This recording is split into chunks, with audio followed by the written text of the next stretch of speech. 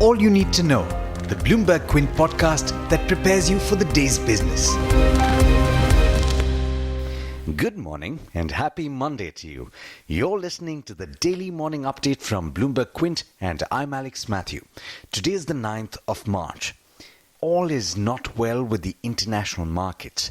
Take a look at Brent crude when you get a chance. When I last checked, it was lower by over 20% at $35.8 to the barrel. That's the lowest level since at least February 2016. And that's the result of an ongoing pricing war in the oil market. Over the weekend, Saudi Arabia's Aramco slashed its official prices by the most in at least 20 years and signaled to buyers that it would ramp up output next month to well over 10 million barrels a day. Aramco's move came just hours after the talks between the Organization of Petroleum Exporting Countries, or OPEC, and its allies failed. The subsequent breakup of the alliance effectively ends the cooperation between Saudi Arabia and Russia that has more or less determined oil prices since 2016. Futures suggest that the U.S. markets are in for a precipitous fall as well, with the Dow Jones futures indicating a cut of over 1,000 points last I checked. S&P 500 futures fell as much as 5% and triggered trading curbs. In the Asia-Pacific region this morning, the three early risers have begun sharply in the red. The Nikkei 225 in Japan was trading with cuts of over 4%. All eyes will turn to the European Central Bank on Thursday, where, amid the ongoing spread of the coronavirus, it is expected to ease policy to support the economy. And speaking of the coronavirus, or the COVID-19 as it is specifically called, about half of the world's countries now have cases of COVID-19, and the death toll outside China is approaching 700. Deaths in Italy are now more than that in South Korea, while France has banned large gatherings to limit the spread of the virus. Meanwhile, Saudi Arabia has closed its schools indefinitely. Back home, 5 more people from Kerala have tested positive late on Saturday. 3 of them had returned from Italy on the 29th of February, while 2 others were their relatives. The big news back home in the corporate space is the ongoing story of Yes Bank. Founder Rana Kapoor, who was arrested under money laundering charges, was remanded to Enforcement Directorate custody till the 11th of March by a Mumbai court yesterday. An ongoing moratorium till the 3rd of April restricts the amount that depositors can withdraw from the bank to 50,000 rupees. After 2 days of disruption, Yes Bank informed its customers late on Saturday that its ATMs and debit cards were functional.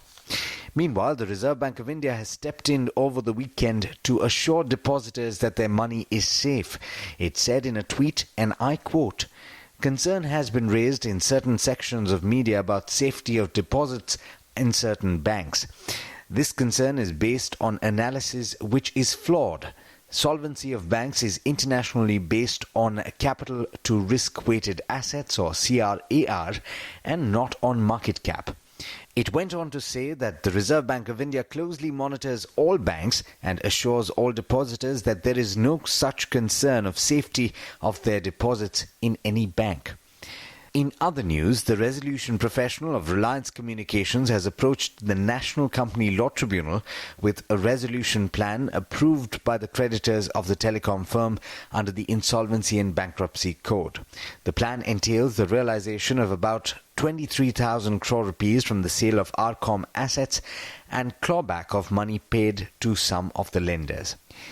Sticking with the telecom space, state-owned BSNL and MTNL have told the sector regulator TRAI that tariff fixation should be applicable only on telecom operators with more than 15% subscriber base in a service area, while those with lower or negligible user base should be exempt from the purview of the minimum floor price.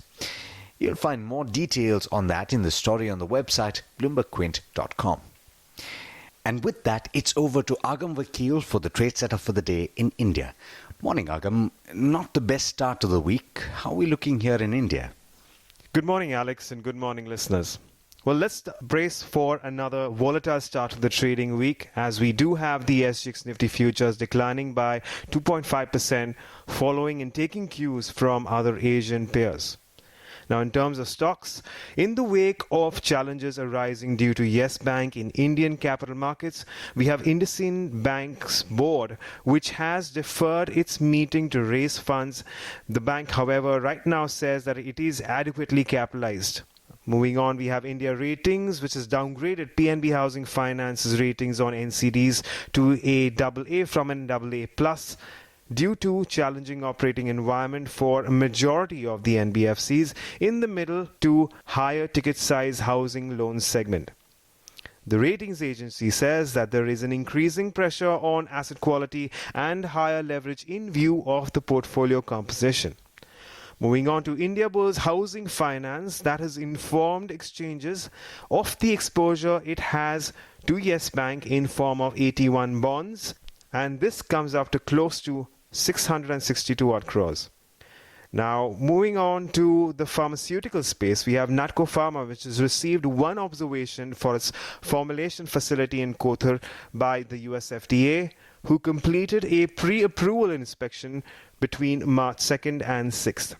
Novartis has received a tax demand of 170 odd crores from the income tax department, and the main contention being that the company has not deducted TDS on discount given to stockists. And coming down to the primary markets, we have Antony Waste Handling Cell's IPO remaining undersubscribed at the end of the subscription period, standing at around 0.5%, and the IPO has thus been extended to March 16th, citing market volatility.